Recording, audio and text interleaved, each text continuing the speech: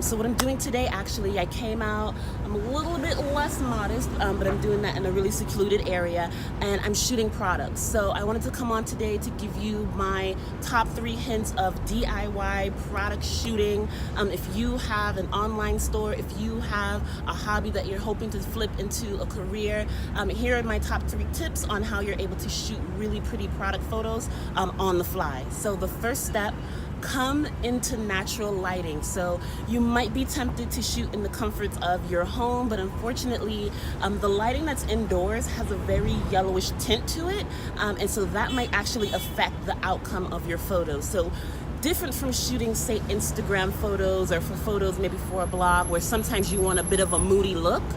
For products, you want something that's very crisp, that's very clean and precise. What you want to get is a foam cork board.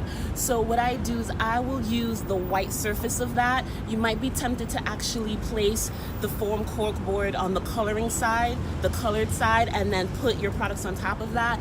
While that's very tempting and I completely understand that, again, you want something crisp, something simple, something precise. So the white background allows for very little distraction as you're putting your products on top, and then you're using the natural lighting. So with this white background, you're able to have the designs, the colors, the really minute details that you want to show in your product show.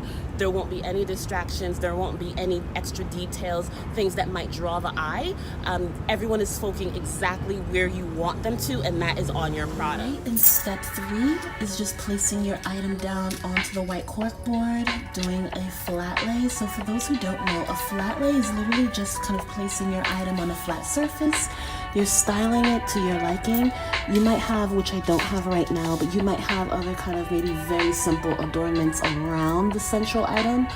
So here maybe I might put flowers, maybe 1 or 2 very simple flowers, because again, I don't want to distract from this piece, but just maybe something that you feel that might enhance or make your item look a little extra special, a little extra pretty and beautiful. And then I'll start shooting from here. And yes, this item will be for sale coming, gosh, in 2 weeks, guys. Get excited.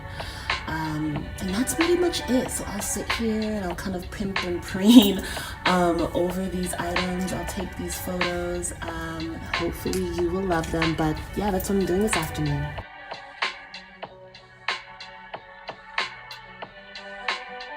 Thanks so much, guys, for watching. For more on fashion, travel, and living abroad, be sure to subscribe to my channel now.